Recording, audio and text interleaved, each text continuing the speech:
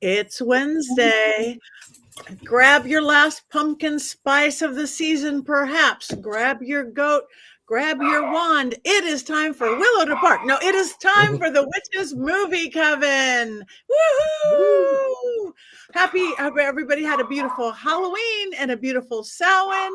And I am going to mute for a second because it's my dog. So I am Patti Negri. I'm one of your hosts for talking about Coco. I'm going to mute. So Jason, you take over and introduce yourself. I'm Jason Mankey. I've written nine books about witchcraft, which is like incredible to me. I live in beautiful Silicon Valley, California, where it is already getting cold. Richard-Lael. Yes, I am Richard-Lael Lillard. Richard-Lael is one name, not two. If I were just Richard, I'd be... Anyway, so yes, I have not written any books yet, but I am working on some things. And it is cold here. It was like 50 degrees, so it was cold. And now Heather Greene. Hi, I'm having a little bit of a technical camera problem. That's why you see me moving around and shifting in my office. But I am here tonight. I'm looking forward to our discussion. I am out of Atlanta.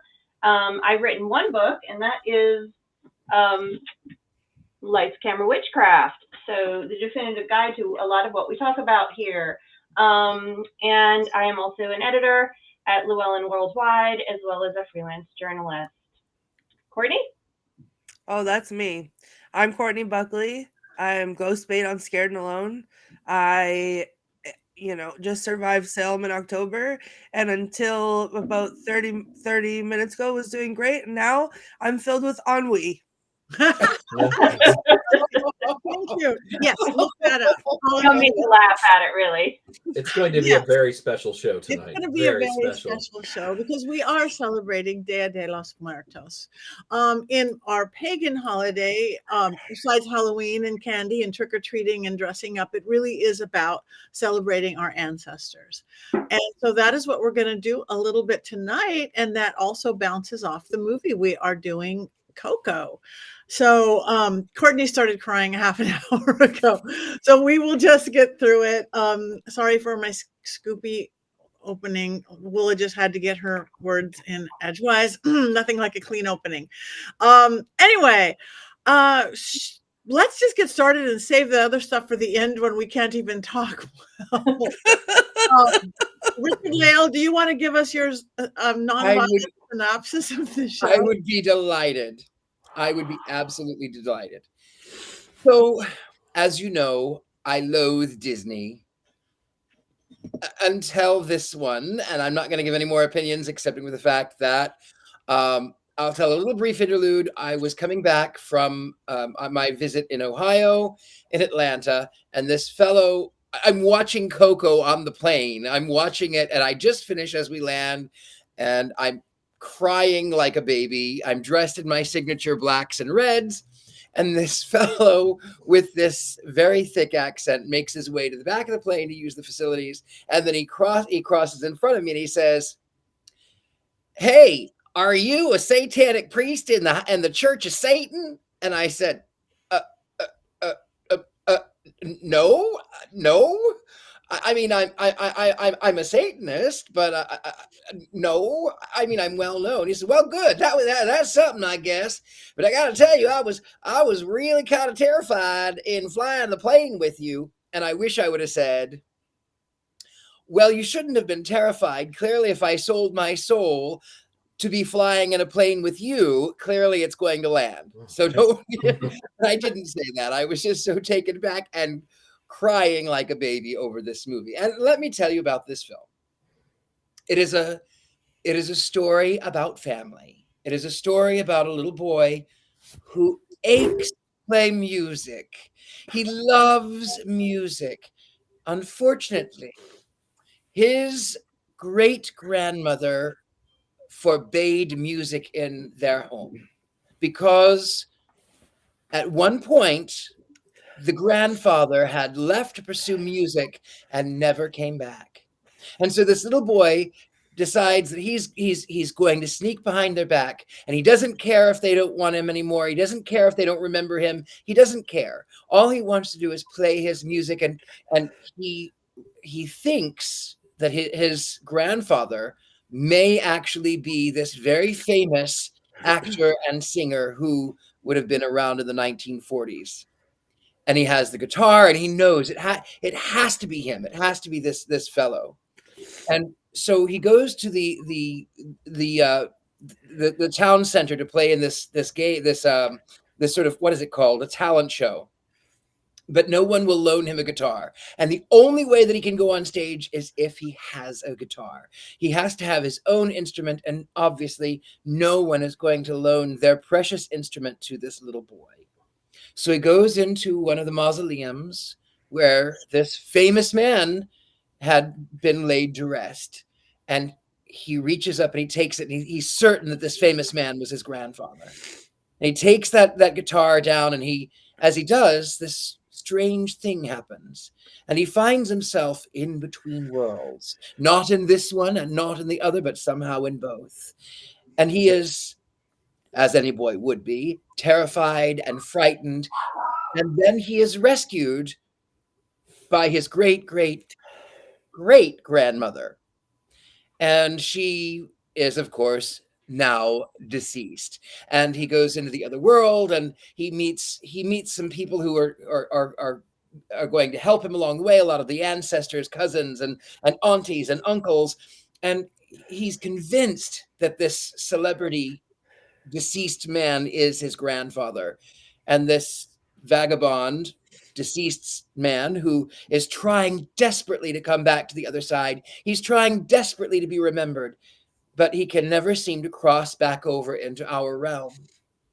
He says, well, I can take you to that man. I can take you. You can see him. I can go. So they end up by going to this man's mansion.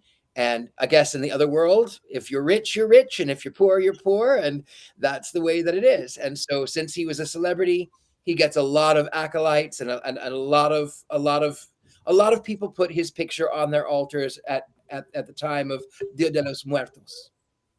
And this little boy desperately needs the blessing to play music so he can be sent back. He desperately needs it.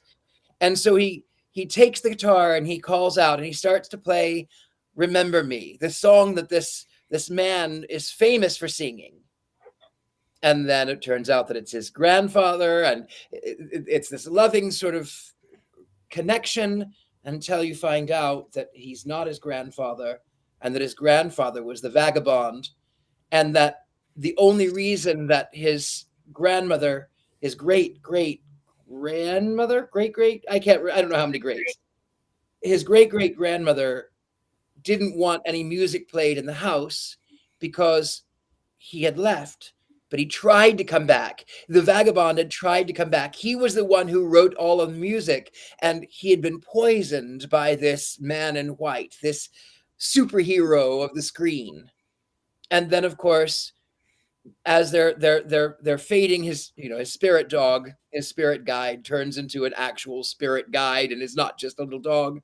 And they're rescued, and the family is reunited, but it's too late, because when one does not remember, when the last person who knew you when you were alive, when they pass on, and if there are no pictures of you on the altar, then you never get to see them again. I know, we're all doing it. And so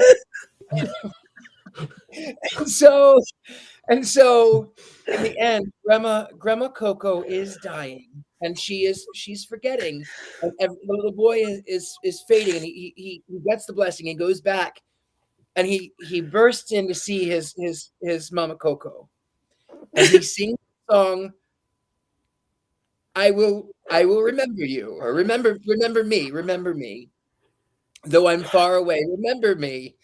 And in a moment of clarity, the little old woman starts to sing, and she says, my papa, he sang that to me. And then 1 year later, on Dia de los Muertos, Mama Coco has passed over that bridge too. She's reunited with her mama and her papa and all of her cousins. And the little boy places picture of Mama Coco on the altar. His grandmother does, and he's there with her, and he tells the little baby, "These are not just old photos. These are our family." And then it plays off with "Remember Me," and it's this beautiful story about the ancestors, a celebration of the Latin heritage, a celebration of Dia de los Muertos. I feel like I just watched it all over again. Oh, Courtney, I just want to give you a big hug right now. I just want to hug you and tell you it's going to be okay. It's not going to be okay. It's your fault. You picked this movie. But these are happy tears. Yeah. These are No, they're not. I've been blamed for a lot of other things. This is fine. I'll take this one. Okay. All right. Well, that is a beautiful. Now you all understand the film and why Courtney and is crying hysterically, and we are tearing up. And let's move this over to Heather now, because is this one of the movies in your book, dear Heather? It is not, because it's not really a witch movie, so it doesn't come up. Pixar, of course, does, and Disney does, but this is not a witch movie, so it does not appear in my book. It's a movie that definitely touches people that are pagan, because there are similar practices with, this holiday and paganism, certainly Samhain, and there are a lot of other cultures around the world that celebrate ancestors at this time. So this is one of those. And I actually did an article on the holiday by and interviewed Laura Gonzalez. She's a witch, lives in the Midwest, but she is originally from Mexico, born and raised. She's also of an indigenous heritage. So she celebrates Day of the Dead, as well as Samhain, as well as Halloween, as well as the indigenous practices from her culture that led to the actual Mexican Day of the Dead too. And so it was a fascinating interview, and I have that. I have posted that on my social medias if you guys want to read that. So it's really fascinating how all of that works out. I also was fortunate and got to work on and just show this little book here.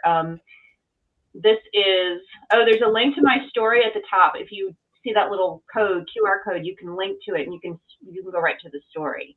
But this little book I also worked on, I'm trying to get it on the screen, The Day of the Dead, Llewellyn's little book of the Day of the Dead. It was written by Jaime Arones, and he is born and raised in Mexico City, still lives there. He's also a witch, but the practices in here, he talks about the ofrenda. He talks a lot about the stuff you see in the movie, and legit original Mexican original. And it's a great, if you really want to see recipes and how they practice and all the various things, this had it. And so I was fortunate enough to work with him on that. So I got a real good look at that, which was nice because I got to understand the movie that much better, and some of the words they were using, some of the reasons they were doing stuff. And so what's nice about this movie is that Pixar did go to the lengths to have people from these cultures working on the films, from the writers, actors, all over the place. They did that on purpose, and that's something that Disney started doing in the 2000s. We started to see them really trying to stretch their boundaries and go from what they were doing back in the 90s and earlier, which was mostly white European stories or with white characters. For the most part, they started changing that in the 2000s. And so you start to see them representing a greater portion of cultural things, as well as different types of people, diversity of characters. You see that extensively by the late 2000s into 2010s. And of course, specifically Latino culture. You start to see that even more pronounced in animation, in Disney films, and in other things. I mean, think about Charmed. So we really get to see that, the remake of Charmed, excuse me. You get to see that in Disney's Owl House. You see it in, also we had the Book of Life, which was done before this one, I think, which is largely pan compared to Coco. So you really start to see more and more interest in representing Latino culture and other cultures other than the European base, especially witchcraft and stuff like this. So it's really, that's the notable thing about this and it's probably one of Pixar's most loved films, aside from Toy Story and their classics, but this is probably one of Pixar's most loved films.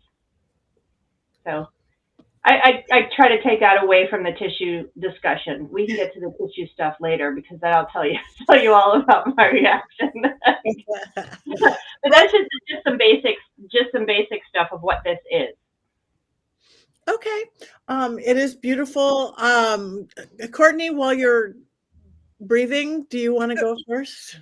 Sure. So in my own defense, the reason I'm this hysterical about it is because I literally just finished watching it again before we came on here. So I hadn't yet finished sobbing from that. And then we came on here and then there was it's just a lot. So when I first saw this movie, I saw it in theaters.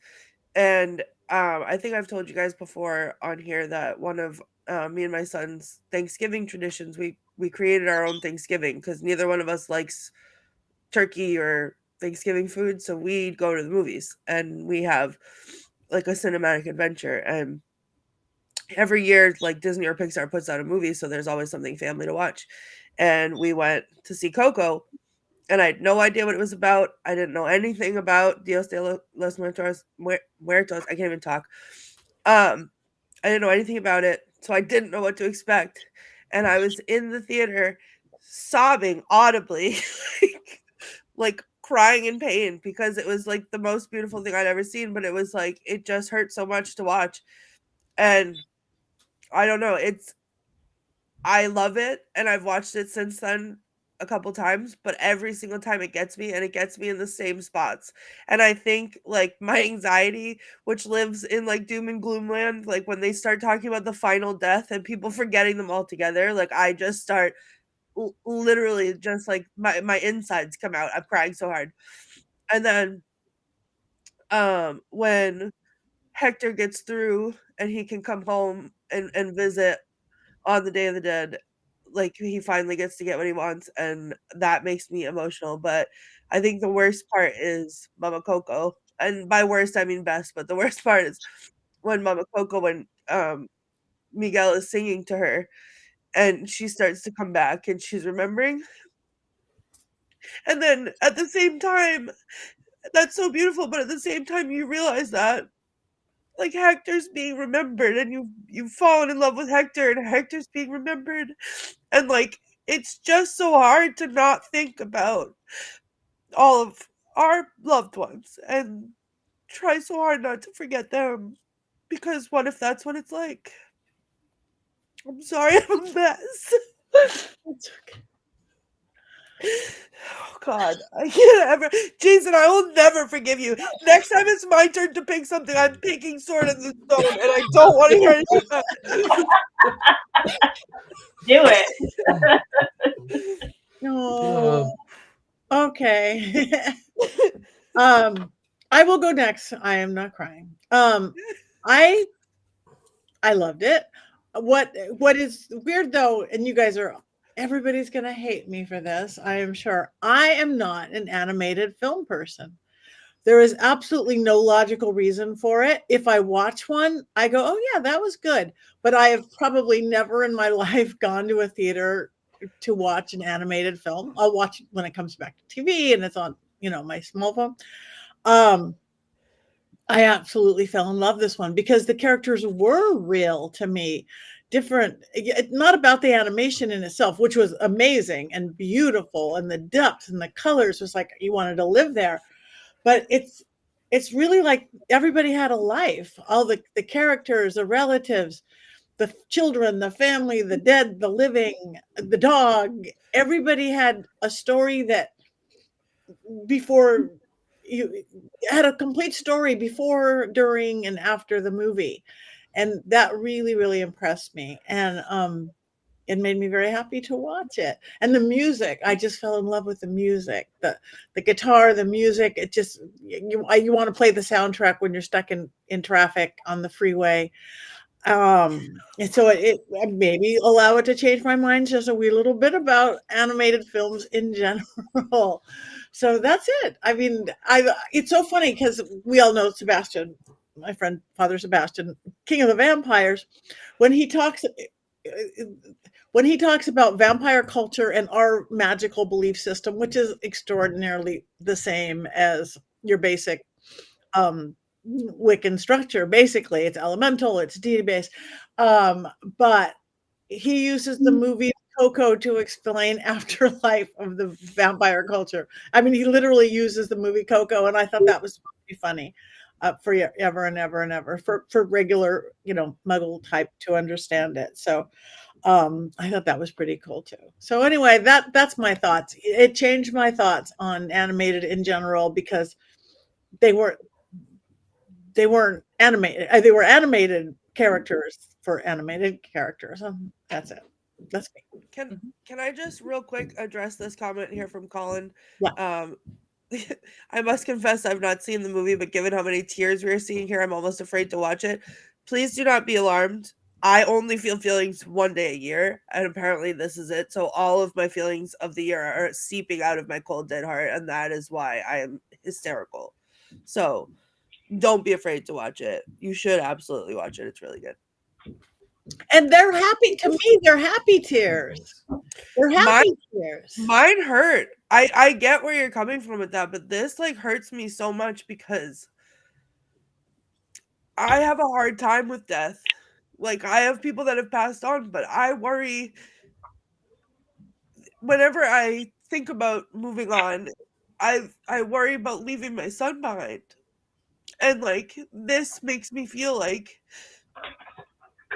there could be a way for oh god, here we go. I can't even talk, but that's where I go. And then so that breaks my heart to even think about. So this is it's painful, but it's beautiful, but it's painful. And I just, I hope that is what it's like. Because it's beautiful. I think it is, Courtney. I really think it is. As you know, I lost my mother, who was my best friend, almost a year ago. So I understand. And when Mama Coco is remembering, it reminded me of the last phone call I had with my mother. And they said, Mama, do you know who that is? And she got real happy. And she says, of course I remember who that is. I know who that handsome man is on my phone looking like the president. And so some of my friends now call me Mr. President because that was the last thing my mother said when she was on this side. When she had passed away, I knew it was going to be 3:00 in the morning. I knew it was going to be 3:00. I just knew it. And I normally turn my phone off, but I knew it was going to be 3:00. So I turned it on, and at 2:57, my nephew called me. And I said, thank you. I knew it was coming. Thank you. And the next day was really, really hard because she was my best friend. And then I woke up at 2:57 the next day, and there was my mother standing in the blue light. And there she is with my dad. That was their wedding photo. And she was there standing in that blue light. And she bent down and she kissed me on the forehead, and she tucked me in, and she walked off toward the end of my bed. And I thought, okay, I know that was my mother. I'm not going to tell anyone because they'll think I'm crazy. I'm just going to let it go. But then my friend, Lauren Morgan Richards, said, I think your mother came to me last night in a dream. And she said that there are 2 holes in the wall, and I think they're windows. I said, well, I live on the 3rd floor. So yes, those 2 holes are definitely windows. And she says, you have a very large mirror that she's worried about. And I went, yep, that's my mother. And she says it's really dark and she wants the windows open. I went, yep, that's my mother. She had to have big, big open windows everywhere. And he said, and under that mirror, there's the book that she used to read you when you were a baby, but there's something that's missing. I said, yes. We had an argument about who I am about 2 months before, and I had taken the teddy bear she made me and I put it in storage and I haven't gotten it back. He says, no, that's okay. It's fine. She says it's okay. The one thing though, she wants you to know is that she loves the owls by your bed. And I went, owls by my bed? What? I don't know. He says, well, it was like in a book. I said, well, I have magic books. I said, well, I don't know what that is. He said, you'll think about it. Well, the next day I was giving a reading and I turned over a card. And then I realized, yes, there are owls by my bed, but that's not the one she was talking about. It was that one. Oh. And that was my mother coming to me to tell me how very much that she appreciated and loved what I do.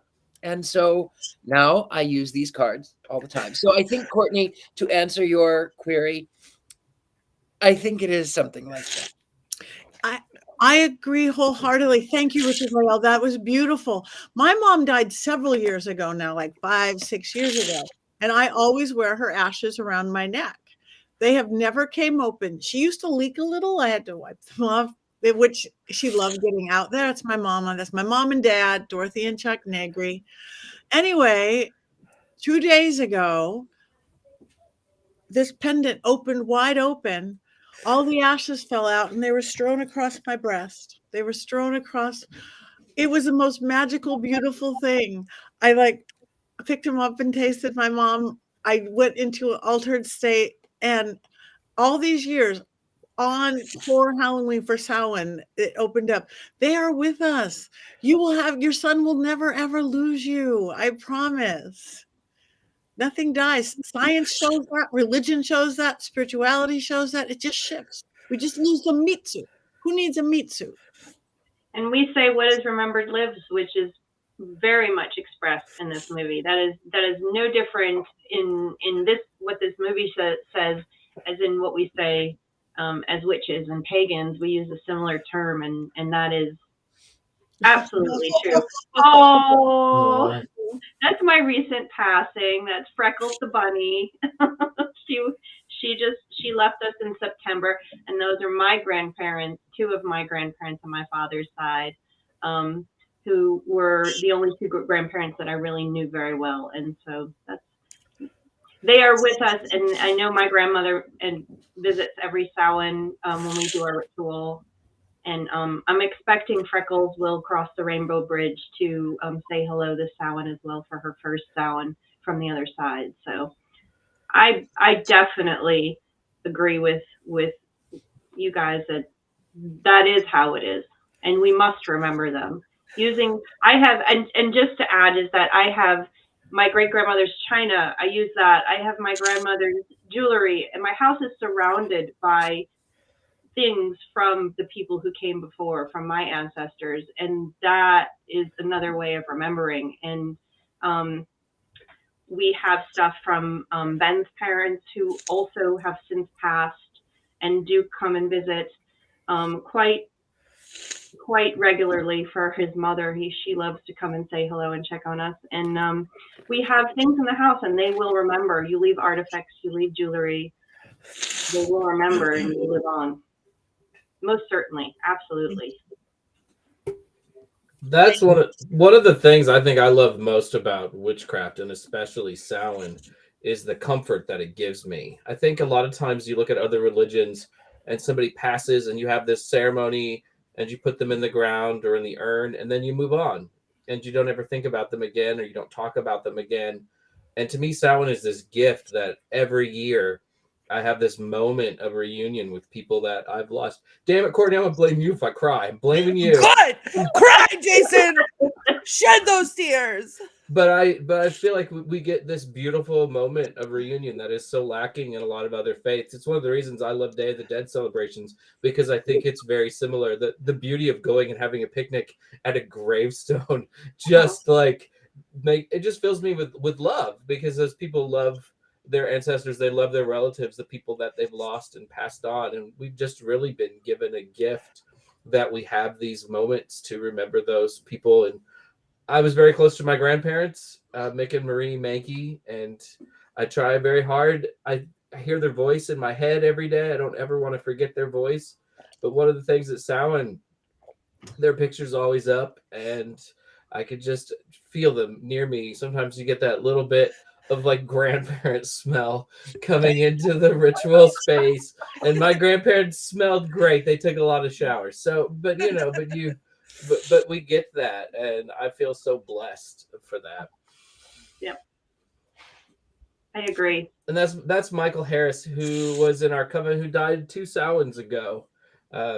His magical name was Magnus, and I think when you are in a coven with somebody that's chosen family, he means as much to me as my grandparents. And this is a story that Ari's my wife at Samhain, when we did a little ceremony for him right after he passed. We were sitting in our living room after ritual like we do, and she turned and looked, and she swears that she saw him standing there. And I think she did, because I think he knew what we were doing and wanted to be close to us. Yeah. There's a book I worked on by Shelley Kerr. She has a podcast, and she does a lot of ancestral healing work and past life regressions and stuff like that. And she has one where you do ancestral, I think it's genealogy, various forms of past life therapies and modes to connect with ancestors, whether they're biological or not, doesn't matter, to connect with your family ancestors and to heal either the relationships you had in life with them or in life that they had if you didn't know them forever. And she does this kind of work. And I think one of the things about this movie this time, because I hadn't worked on the book the first time I saw this movie, but this time, one of the things that really touches me is the healing that happens with those who have passed between them. And so one of the first times that, like I was saying before we started, that the first time that I start to cry at this movie, because I am also just bawled from pretty much the end third of the movie, just cry it right out. The first time is actually when Hector, when the wife or the great grandmother is lifted up on the stage by accident. She doesn't mean to go up on the stage, and she's standing there with the picture, and she's singing. She's told to sing, and she starts to sing, and she looks over off stage, and then Hector is standing there, and he gets the guitar, he picks it up and starts singing, and looks at her, and she looks at him, and right at that moment, that it's a split second, that look from her to him and him to her, and that love just that's it. The love just explodes right there, and the healing happens, and at that moment, I'm done.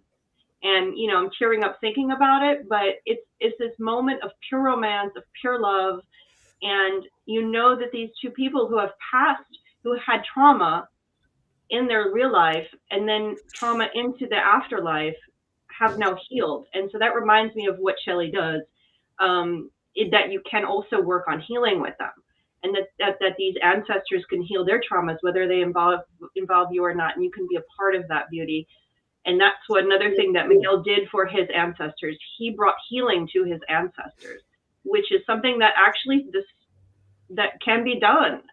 It's a fascinating book, and I was just, when I saw the movie, I was like, oh my goodness, look at it! Look at them portraying that. Another beautiful part of Day of the Dead and our Samhain rituals, like Jason said, are so similar, and it's cathartic, it's spiritual, it's for me, like Jason said, it makes me feel more comfortable. It makes me feel more grounded and connected, and also okay with death, which is the whole point of Day of the Dead. It's okay. I think Jaime says it. He says, we name death, we call it, we're not afraid of it. That's the whole point of the holiday.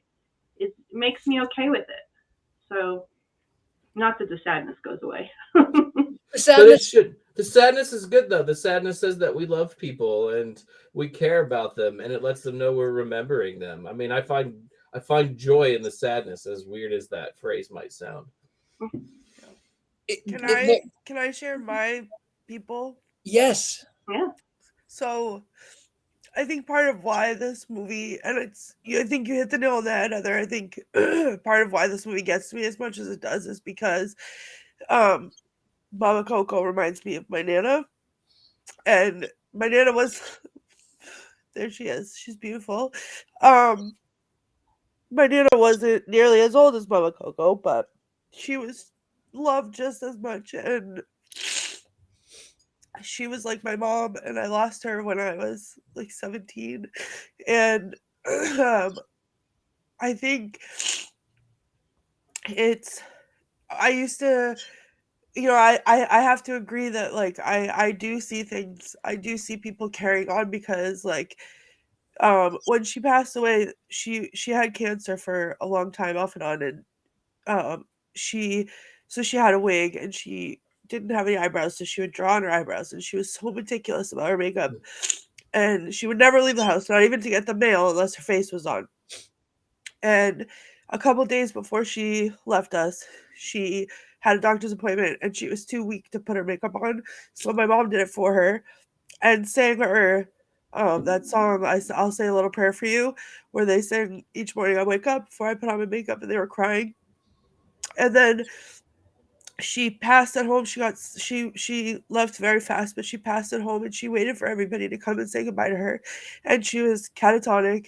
And on her last day, we had like a little radio playing softly, and I was holding her hand, and in her last moments, she opened her eyes, she looked at me, and she squeezed my hand, and I called for my mother, and my mom came in, and there was like 8 of us in the room, and she took her last breath and she left, and it was beautiful, which scared me. But at the same moment, that song came on the radio, and every single time I need my grandma, that song plays from somewhere.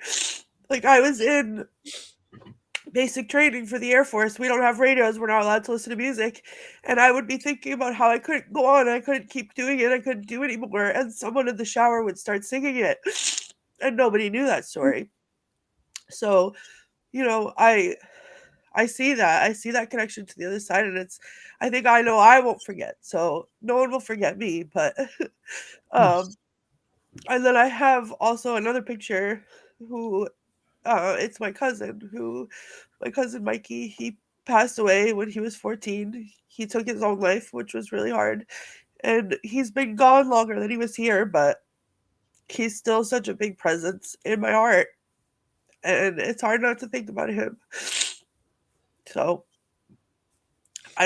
sorry, I can barely do this. No, you're doing great. Beautiful. Okay, thank you. As you guys can see, we did submit family photos today. We are doing our version of this, so that's why pull out your family photos, you guys. Maybe light a candle, talk about it, talk around the dining room table. Share your family members' names in the chat so we can honor them with you. Yes, we would love to do that. Okay, back to the movie, or whoever wants to go next. Well, I'll share that we are doing our Samhain celebration tomorrow, and we do something very similar where we have our altar with all of our family photos. And we actually this year invited my parents to join us. They usually don't. They're going to come this year because they're curious. And so we should be doing this again tomorrow. We do it in the which way. Obviously, we are not from Mexican descent, so we don't try to take those. We don't do it as a Day of the Dead, although the concept is similar. We do it in the Samhain tradition, and so we should be having fun time. We have a lot of people, and we usually get visitors from beyond the Veil come, and grandmothers, and as I said, Ben's parents and pets. We can't forget the pets. Freckles. They do. They come, and also we will be honoring a woman that gave me and blessed me with a number of dolls for that she was a doll restorer, and she passed in January, and we will be bringing her name in too. And I expect that she also will not be forgotten. Every one of the dolls here has her energy, and it will not be forgotten. So it's a powerful movie that really makes, it's one that you could almost watch as a ritual every year to help, I think. Yeah. There's really an energy this time of year, and there's a debate going on TikTok whether the veil between the worlds is a real thing and does it really thin. And some people cite, the ancient Irish Celts, like that's not what they did when they were doing Samhain 2,000 years ago. And we really don't know a lot about what they did. But if you look around the world at this time of year in the Northern Hemisphere, you see lots of different groups honoring the dead. There's just something in the environment. There's some sort of energy that we can all feel. The All Souls and All Saints Day were originally in the spring, close to Easter. And they weren't moved to try to, make the pagans Christians. I think they were moved because people realized, even Catholics and the Pope, hey, there's something in the air in late October, early November. And if you're going to honor the dead and feel reunion with them, this is the time of year to do it, which is why All Souls and All Saints are the first and second. It's why we celebrate Samhain. It's why ghosts are so prevalent at Halloween, and it's why we have Mexican Day of the Dead. I think the fact that all of these different holidays and all these different traditions exist near the same point in the calendar is just not a coincidence. They rose independently, and it's because there's just something about this time of year. And I think you can tie that in, and which is Laura Gonzalez ties it into the indigenous one. It's fall, it's autumn. Mm-hmm. The reason for the season, the leaves are falling, the nature is going dark. It's becoming it's going into itself. That, and I have owls. It's hooting season here, so the owls are hooting constantly. So there's the connections, and I'm bringing that up because owls are connected to this time of year. Mm-hmm. There's a reason for it. Owls are hooting. They're actually finding their nesting areas. They're not doing it for any kind of ghosts or anything, but they're hooting a lot. So my point is that I think the reason for the season, I think the reason that the veil is thin, as we say, is because nature's also shutting down. It's not a coincidence, just like you said, Jason. It's not at all. No. Nature is connected to this as well. Absolutely, it is. Just to go on that point of why it would be moved All Souls Day and All Souls Eve, why it would be moved to this time of year. It's all the leaves have started to turn brown. It's the fading.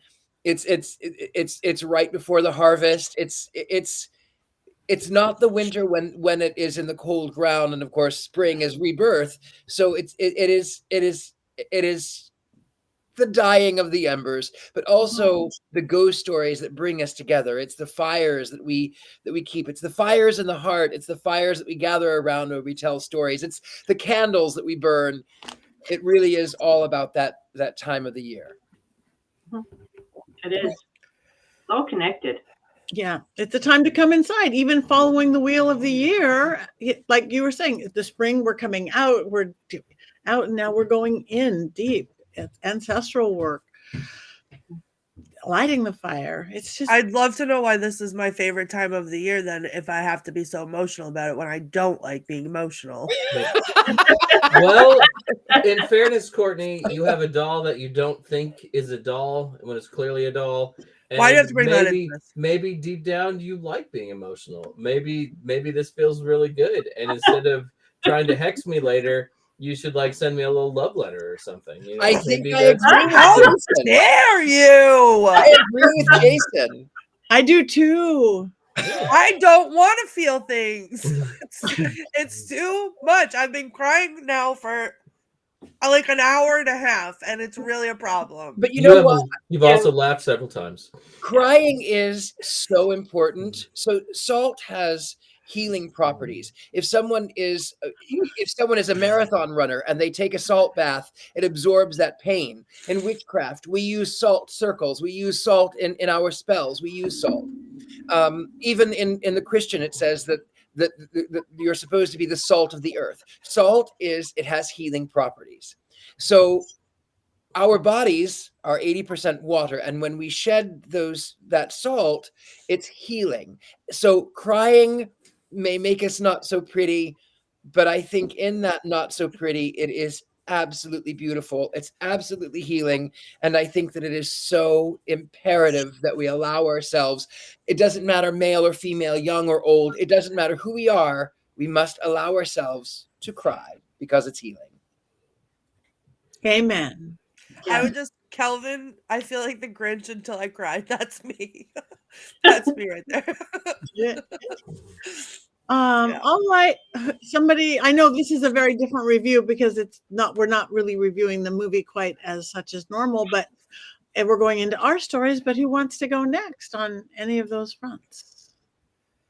Well, can I say thank you to everybody who's putting the names of their loved ones in the chat, because I think missing people and remembering people brings us all together too in the here and now. And I've read, even though we haven't read them out loud, I personally have read every single one that you've put in there, and I've given them a thought as we were talking.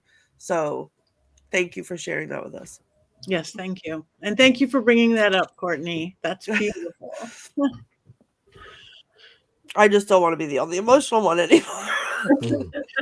Yeah, my moon is in Pisces, Courtney. You have no idea.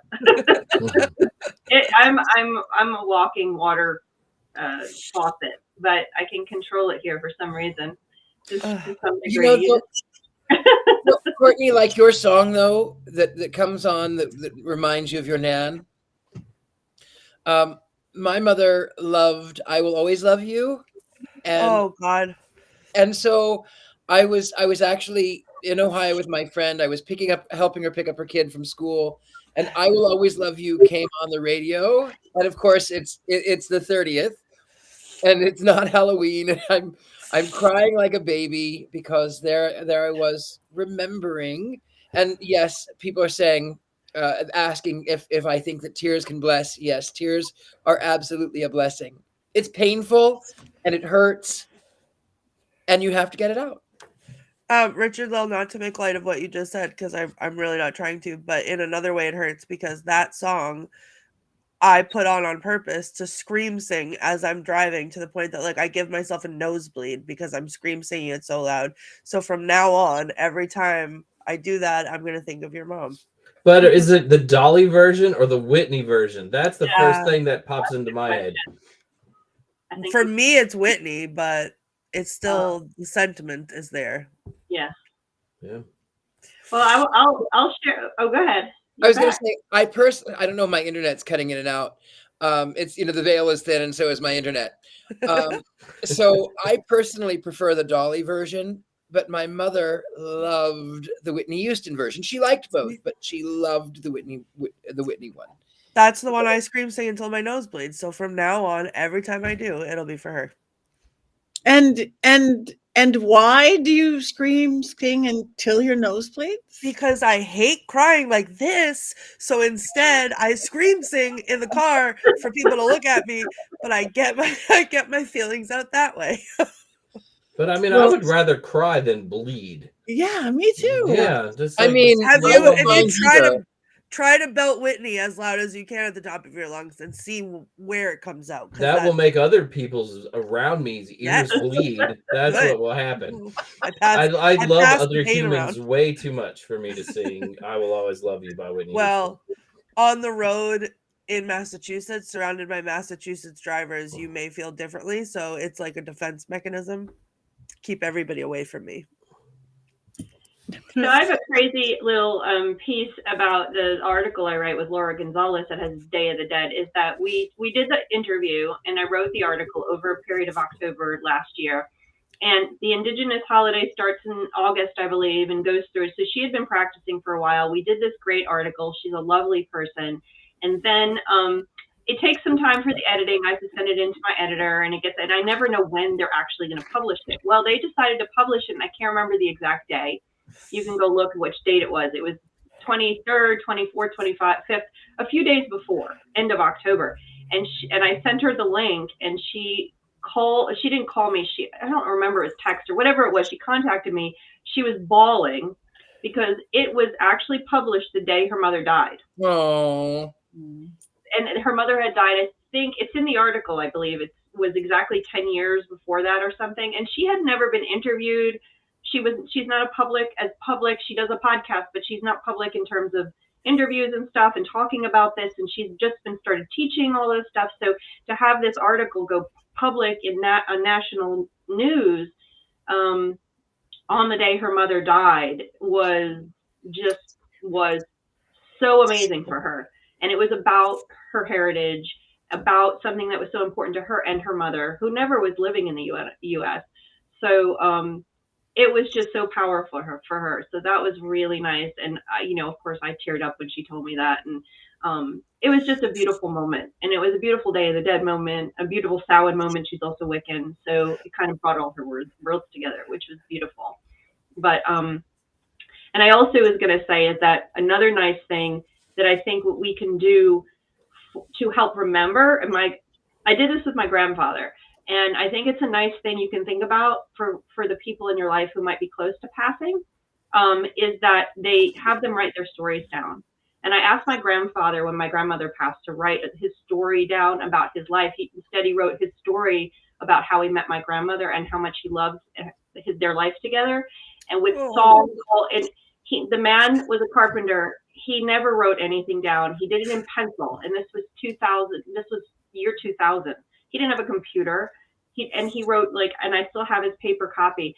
Ask your grandparents, your parents, elderly, hear their stories, listen to them now, write them down, because as an advocate for genealogy and just as a storyteller, write them down, because it's one way you can remember them. You can tell their stories in their own words. And that story is one of the most beautiful treasured things I have of all of the things I have from my grandparents, because I have to. Yeah, there you go. That is. That's my grandpa.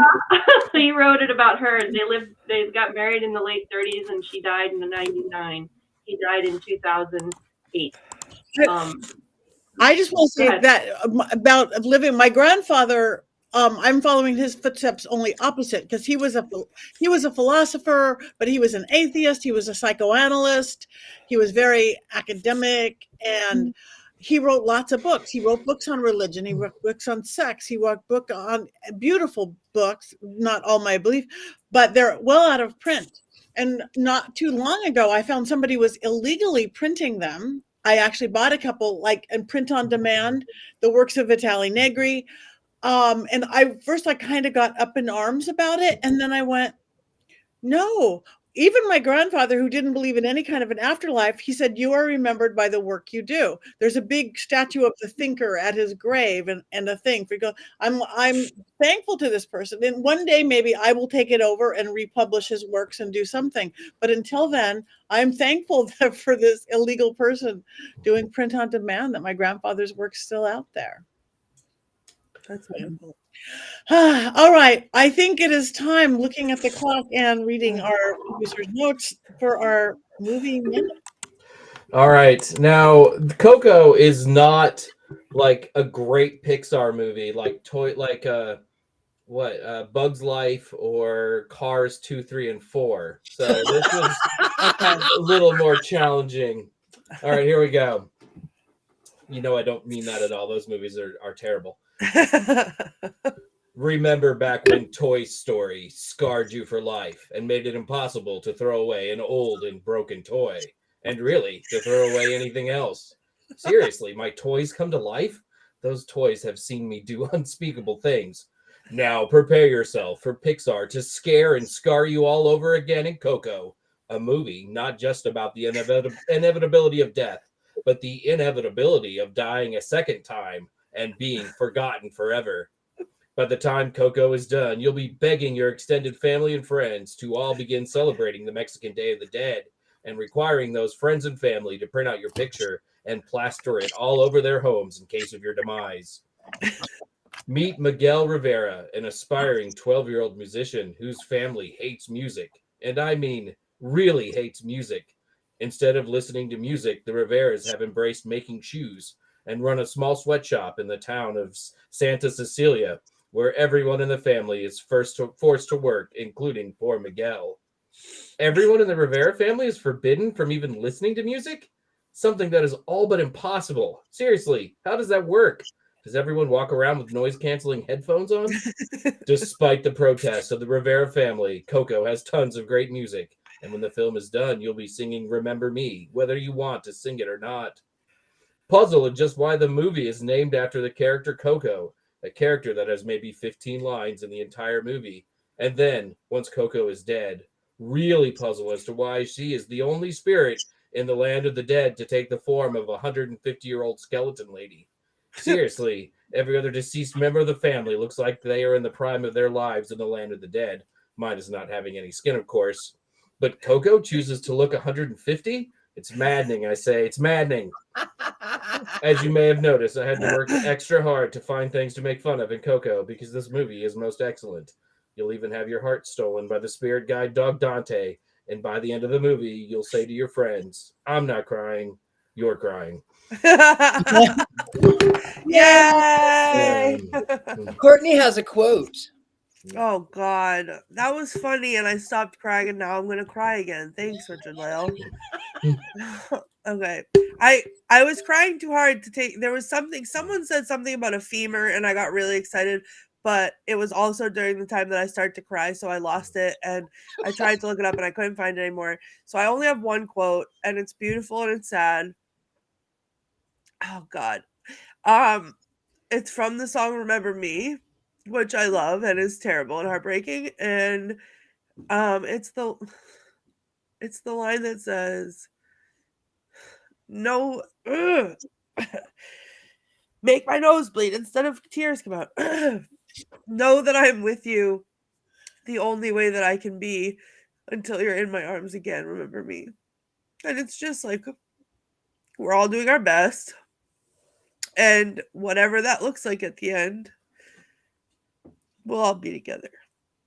So I thought that was beautiful. And thank you so much, Richard-Lael. And now I'm mad at you, in addition to being mad at Jason. All right. On that so angry note, I guess it is time for us to rate this movie, everybody. Wands up, wands down. And all you beautiful people, we love. Thank you for listing your ancestors. Thank you for commenting your opinions. Now give us wands up or wands down. It's no Bug's Life. No. Oh, goodness, please. Just kidding. I'd have to turn the light off on myself if I had given this half up. We'd all turn our light off. You should just kick me out and we walk away. My wand today is a skeleton key, a very large one. And this is actually because of Baron Samedi, who is voodoo, not having anything to do with, of course, Dia de los Muertos, but he is the keeper of the keys between worlds. And so my key is up. Yes. And he's in New Orleans, as is Baron Samedi. Beautiful. So wands way up. It seems like this may be one of our few unanimous ones. We haven't gotten even a midway wand or a placid wand yet. Placid wand. Yeah.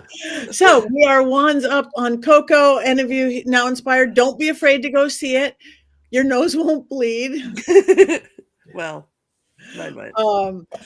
We want to wish everyone a happy, whatever you celebrate, do go celebrate your ancestors. If it's photos or memories or stories, it is how we keep them alive. Anything coming up? It's really fast. We're almost to the end. I am leaving for Michigan. Anybody in mid-Michigan? I'm going to be in Mount Pleasant this weekend. Mid-Michigan Paracon. It seems like it's a pretty big one. Lots of people going. I'm doing a big mediumship gallery or seance on Saturday night. I will be there starting Thursday, leaving Sunday for the bottom of the planet. But if in the area, join us. It's going to be a really fun one. And that's it. Lots of other stuff coming in, but follow me, go to my website, like us all on social media, pattinegri.com, and Lael. Yes, I don't really have anything going on right now, but you can remember me. Right. Oh, by going to my website, thegentlemanpsychic.com. Oh. Also, there are fake people on Twitter and TikTok and all of those. I'll never contact you for a reading. I'm not a Christian, so if I contact you and tell you that I have spirit Jesus or whatever, I don't have a spirit Jesus, but I have a Courtney, something I'm sending to Courtney. I'm so excited. I still have to send you your birthday present from last year. Well, It's now still- it's time to give me another one. It's already another year. It's still on my dining room table, if you can believe that. All right, Courtney. That's me. I have just survived October in Salem. I will be sleeping as much as I can for the next week. Then I will be going to Disney. And then after that, the world is my oyster. I will have shed 37,000 pounds from tears because I'm going to go cry for the rest of the night. And then, yeah, that's it. Thank you. And before we're moving on, we want to say sorry, Kane is in a hurricane and their fence is gone. Oh no. So sorry. Safe. Wish you well. Just stay safe. Fences can be rebuilt. But maybe go metaphorically. Your fence is down. You're going to grow. Anyway, all right. Heather. Hi. Yeah, I'm here doing. I'm not going anywhere in near future. I'm working on with my authors on my articles, and that's pretty much it. And I did have some things to share about this movie that were about the movie itself, but we didn't get to that. So if maybe another time, or maybe not here, but other than that. That's it. Come visit me on my social media, heathergreene.net. You can find them all. I'm on 4 of them now, and I'm doing a new thing called with all the literature for movies this next month. So check out my socials for that. Thank you.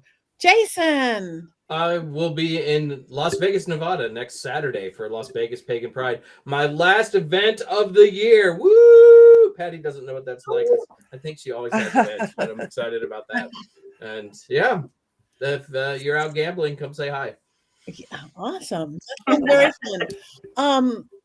Everybody went.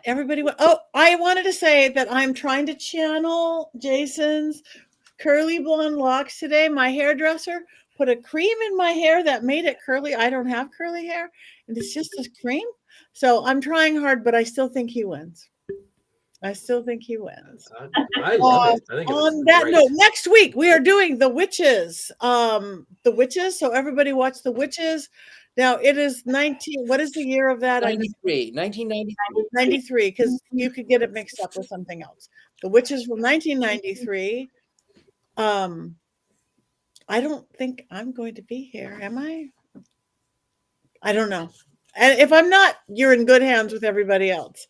So it is time to cackle, because it is said it is time to cackle. We are 7:02. We are late. Witch time, pagan time, Day of the Dead time. 1, 2, 3.